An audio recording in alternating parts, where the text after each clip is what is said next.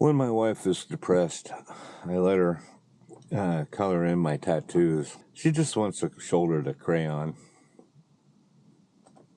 Alright, so I recorded this before, but I was driving and my truck's too loud. So, past weekend we had a reshoot for Welcome, the driver's scene, and there was a couple other little bits and pieces they got.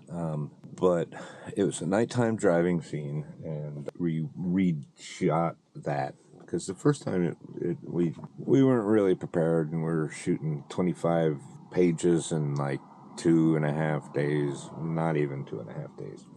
So this time I prepared for it, and to the point where I actually made a DMX controller, which has a light sensor. Wait, let me back up.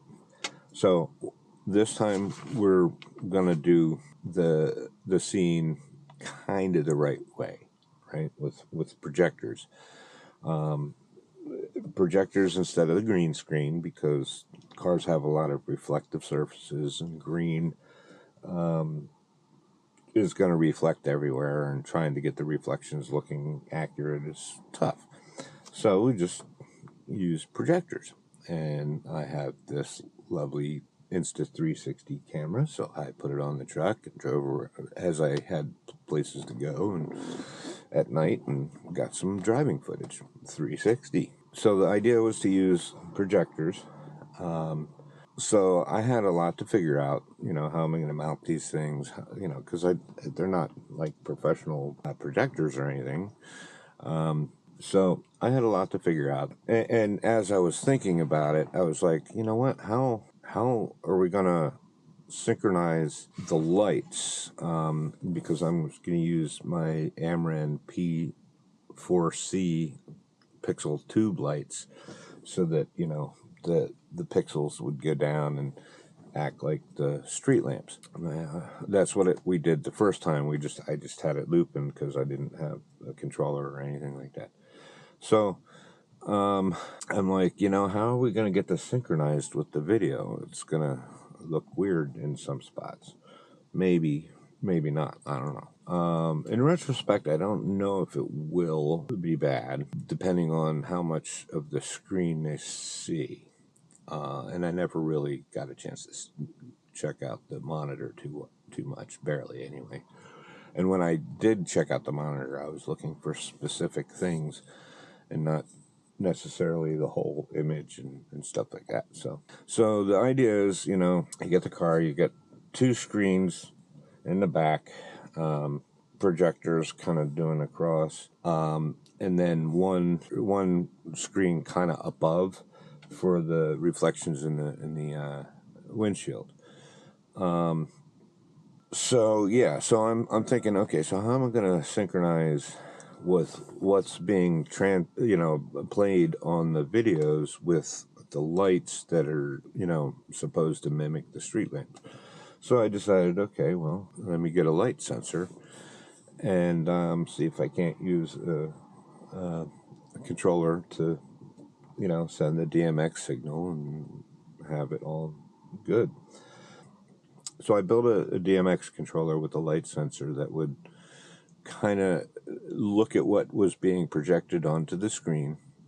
It would read the color, the intensity, the saturation, all that stuff. And it would, when it was within a certain threshold of dark to light, or, intensity change, it would trigger the DMX routine and send the lights down. So of course I'm going to do a video about the making of it, so I'm not going to go any more into it than that.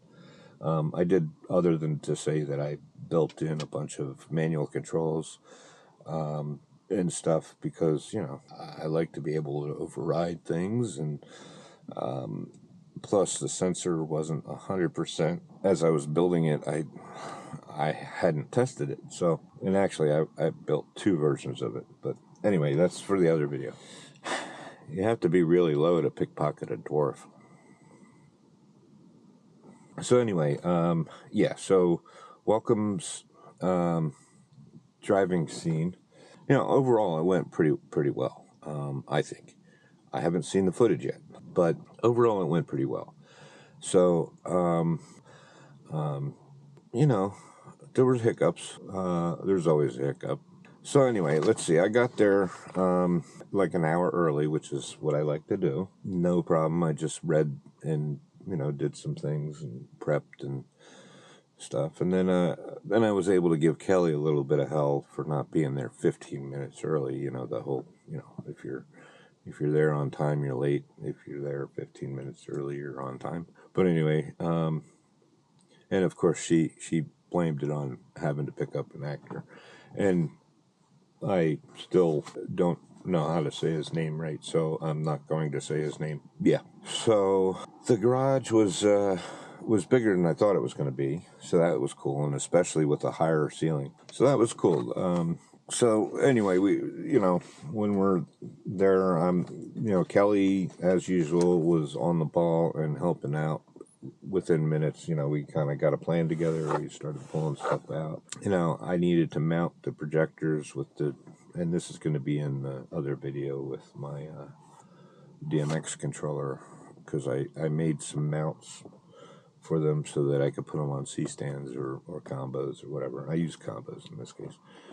So anyway, we needed at least 4 C-stands for the tube lights. We needed a couple of combos for the projectors, a projector mount for the one that was going to be shooting up, 3 projector screens, obviously lights for the talent, which I had forgotten about, largely because, and yeah, I was busy doing other stuff, but still, I didn't think about the light for the faces. I did when I made the diagram, but it wasn't going to work because we didn't have quite enough space on the side. I could have used a mirror, but whatever. Anyway, so yeah, we were getting everything together. Kelly jammed up the tubes. I got the screens going. I got a little table set up for my control screen and started to hook up my laptop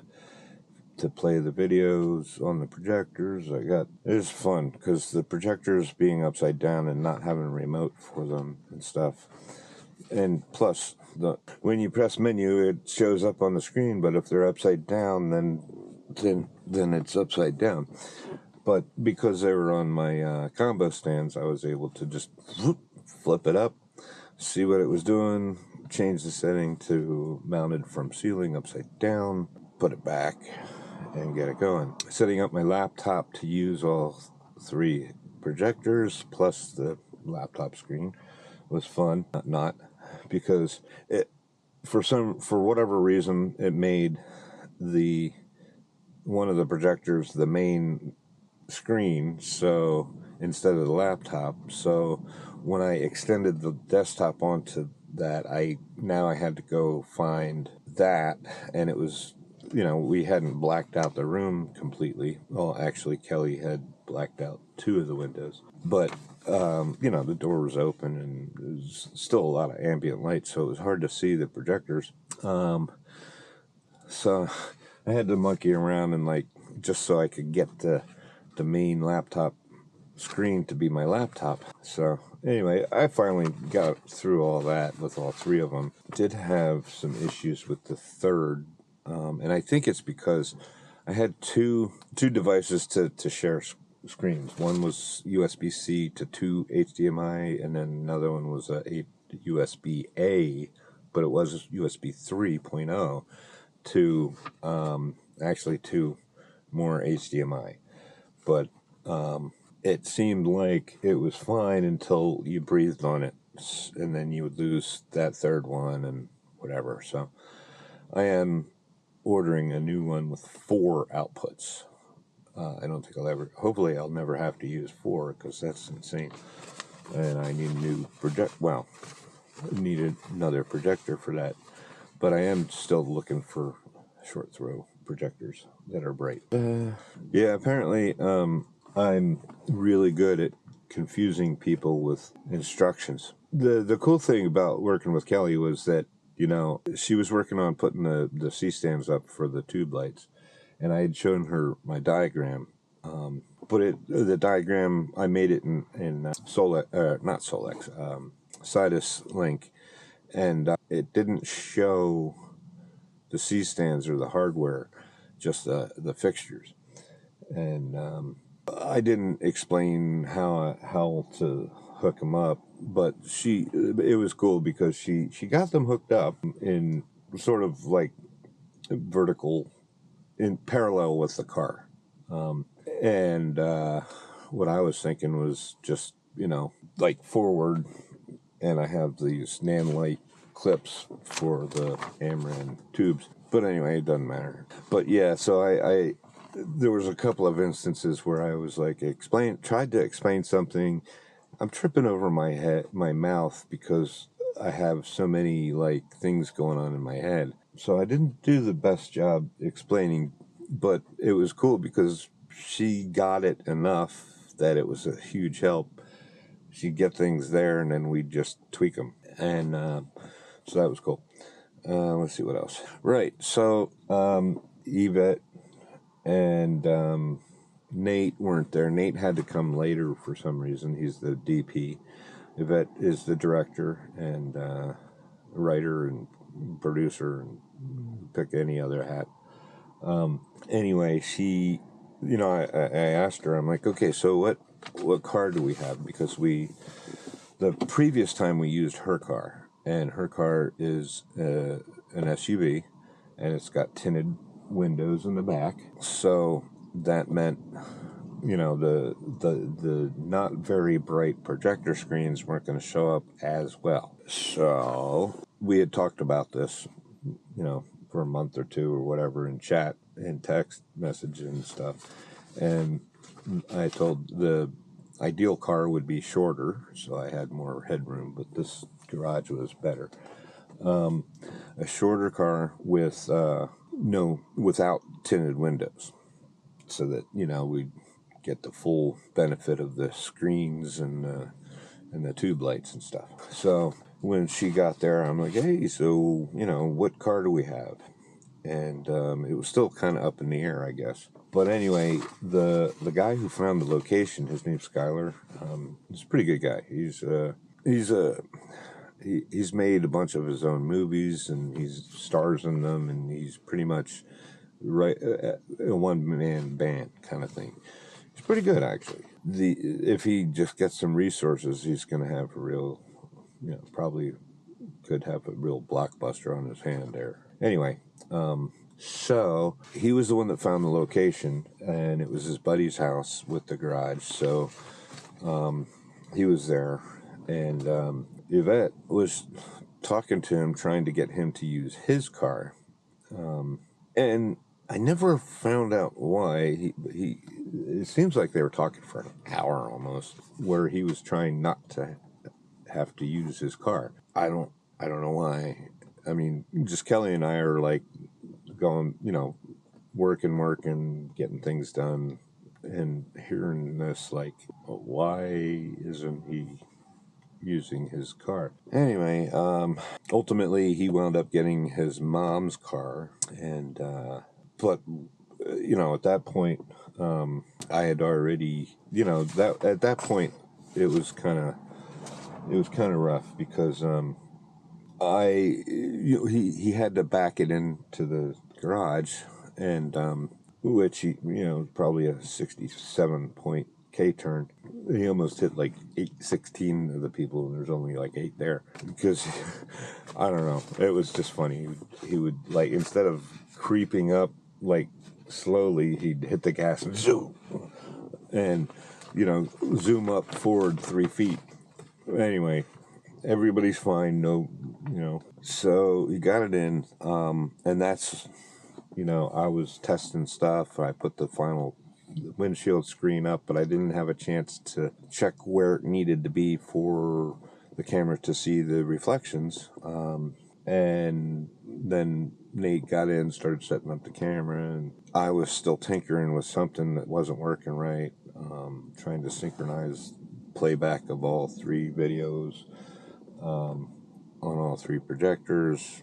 yada yada. And that's when I realized, oops, I didn't light the people. So I just got my practical kit, and I put, basically Kelly showed her what to do, because I was still monkeying with the laptop and the projector and the DMX controller, just trying to get things nice and smooth, and so that I'd be ready for the tape. Well, she was able to light, but actually we put 3 of my little practical lights in there. I wish we had flagged the one for the driver, because the back of the steering wheel, I'm pretty sure, was like blown out.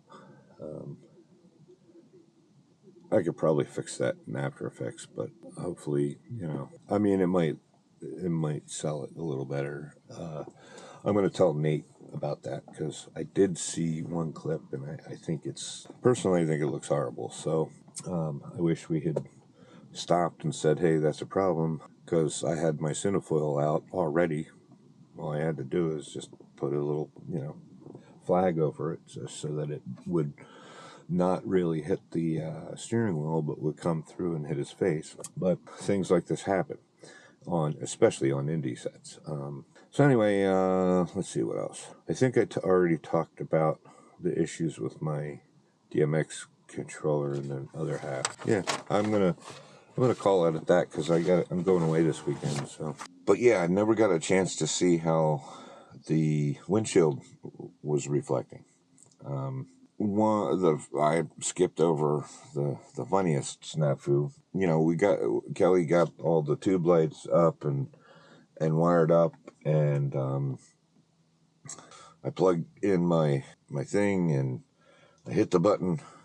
Nothing works, or no tube light up.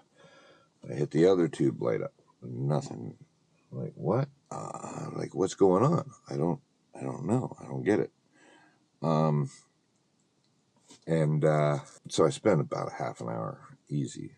And I had brought, I was pretty sure that I brought the latest version of the code with me on a thumb drive, but I had like 100 things in my pocket.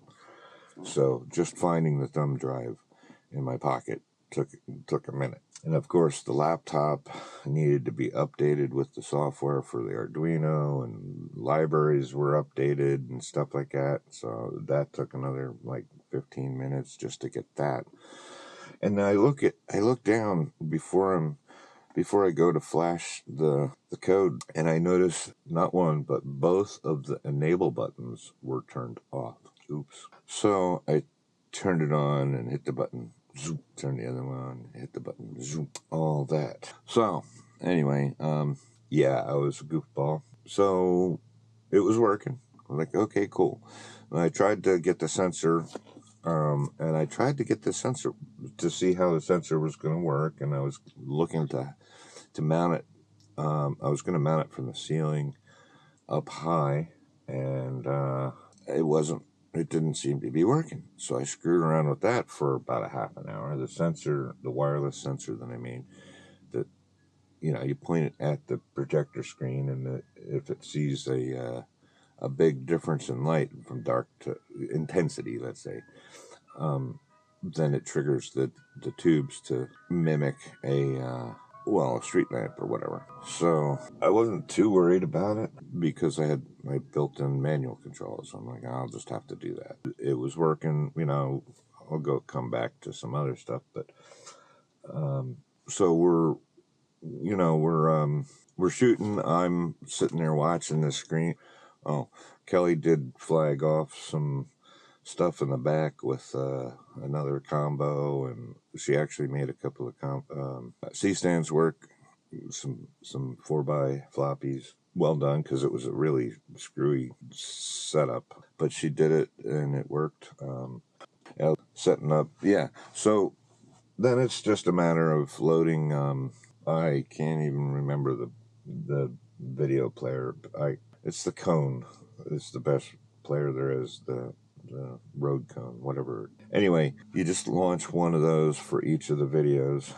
Put the right video on the right screen. Just drag it over, and then I wrote a script that would just look for all instances of that video player, and it would activate it and then play the video and make it full screen, and then you minimum screen. So like boom, boom, boom. So that's how, and this is all video footage synchronized from 360 cam. So I just had to export, all the different views. I went wide. I think my angle was like 90 degrees. And then on the front, I think I went like 110 degrees to really cover. But, and we didn't use a couple of the exports, but that's fine. I needed it to be there. I also, in preparation, I wasn't sure if I was going to need the mirrors or if I was going to be able to set the projectors to ceiling mode, meaning flip it upside down. So, but I had enough time to do that and figure it out. And the cool thing is when you have it on a combo stand with those things, you just roll it around so it's front side up, use the menu, and now it's upside down, you just flip it again. That was cool. Much easier than when I had it at home, and I didn't have the room. So anyway, I got that going. Okay, so then it came time, they're talking audio. Okay, what are we doing for audio? And Mary was there from the prior shoot with all of her audio gear, but she didn't bring it because nobody asked for it. Well, makes sense. So I said, well, I got mine. We can either boom it and record it into the Zoom, the little F2 or whatever it is that I have, 32-bit float. We could either boom it or you can lav them with my Saramonic 32-bit recorders. And of course, this whole audio thing is happening while I'm dealing with the DMX and my box, trying to get that going. He's not familiar with the gear, of course. It's not his. And I was probably short in my conversation with him. Not short like a jerk, but just I was trying to get done the lighting stuff. And I guess I didn't mention that each of those are recorders. They're not just wireless. But the good news is the Saramonic, what is it called, the Ultra, they're 32-bit. The whole chain is 32-bit. So I have two transmitters really, and recorders. They're recorders. They do take a lav input, 1/8 inch. There's no phantom power though. That sucks. But anyway, they transmit to the receiver in 32-bit float. So the receiver gets 32-bit float. And if you're taking the line out of the receiver and into the camera or whatever you're recording on, if it records 32-bit, it will record 32-bit there. So you get the full chain. And time code. Time code's on the recorders. But you can pull time code out of the receiver as well. But I guess I forgot to tell him not to, or to start the recording, and I didn't show him how to record. So he was basically just using the output of the receiver through a regular 1/8 inch audio cable. So we'll see how that goes. Because he was trying to mess with the signals and stuff, and now in that case it does matter because I really think it's an FX30, not an FX3. I didn't get a close look, and besides they look almost identical, but I don't think it was recording 32-bit. So even the FX3 doesn't, I'm pretty sure. So anyway, that we'll see how that goes.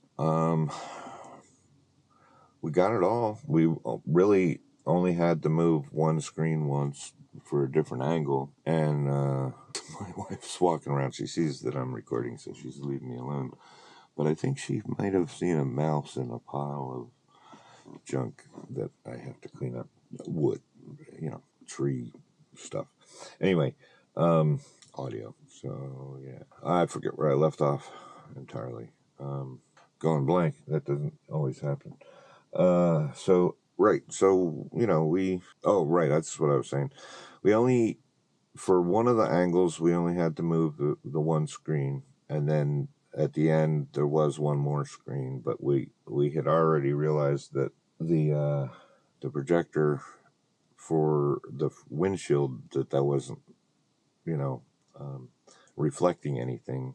I mean, it was just the angles needed to be adjusted, and we didn't have time because they pulled the car in last minute. Next thing you know, we're recording. But anyway, for that one, that was the camera was in the back seat looking at the driver, so we had to put that screen up there, and I used I just boosted the projector up a little bit higher, and that was all good. And apparently, the cool thing is that depth of field was pretty low because the aperture was pretty wide open. Maybe not wide open, but close enough to throw out of focus. So that was nice. I don't know. Everything after that, Kelly and I are taking stuff down, and then the pizza came, and we're still taking stuff down because we're workaholics, and eventually we did break and get some pizza. So the last man call, anyway, last man call. I'm not explaining it exactly right, but when on a union job, when they call lunch, one of the ADs or something, calls out last man when the last man gets in the lunch line, and the 30-minute break starts from there. But anyway, so I was the last man, and I extended everybody's lunch by like 45 minutes, except we didn't really go by that. Anyway, what else? Yeah, so we finished shooting, the lunch thing. They did have some other things outside of the car to shoot, and it was all at night and spooky and dark, so didn't really need a gaffer for that. They just told me what they needed. I gave it to them. So, I was just loading up and stuff. And so, I got home pretty early. I mean, I got home around 10, I think. But I was tired.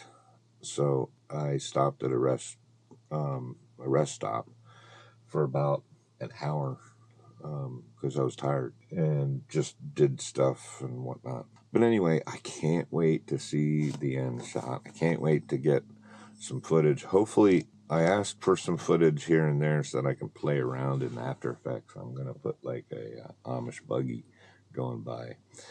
But again, if it's too out of focus, well, the Amish buggy would be closer, so it would make sense that it would be in focus. I have to throw it out a little bit to make it blend. But anyway, also one of the actors made some comments about, oh, I got to brush my teeth now. I got stuff in my teeth, so I got to put stuff in his teeth. And, I asked for some of the footage, so I'm not going to bug him for it for a day or two. And of course, I need the footage for my reel. Most of the edit is done, except for what was shot, and there's only one thing left to do. They didn't get the drone shot because the weather was really weird, but the weather really worked out for the night scene because it was like foggy, and they had the car headlights. It was phenomenal. I think I know I grabbed my camera at one point and shot video, but I mean it's not action. I just wanted to see what it would look like on my camera. Plus, I wanted it looked great. But anyway, so that was the gig. Hopefully, I won't have to record the beginning of this because my truck's too loud. But yeah, it was fun. And I think it's going to look really good. If they do want something on the windshield, that's the easiest way. That's easy to composite in, because it's not people walking by looking at me, talking, sitting in the truck. Obviously, the camera is sitting here, but whatever. Anyway, it's easy to composite the windshield because it's not like you don't have to worry about too much. So you just take the footage, flip it, put it on there in like screen mode, and drop the opacity and mask off the areas, and that's primarily it. There might be some other tweaks here and there, but that's pretty much it. I mean, so it looks a little more realistic or whatever. But anyway, I'm going to stop recording because I'm exhausted. It's a beautiful day. It's still sunlight because we lost an hour last night. So even though I got home at 11, it was more like midnight. And of course, I didn't sleep much the night before because I was too excited. It's like a kid before Christmas, right? But anyway, it was a good gig. I like working with these guys. Street Lamp Production. They're good. They got a lot of stuff going this year too. They're working with Skylar on proof of concept.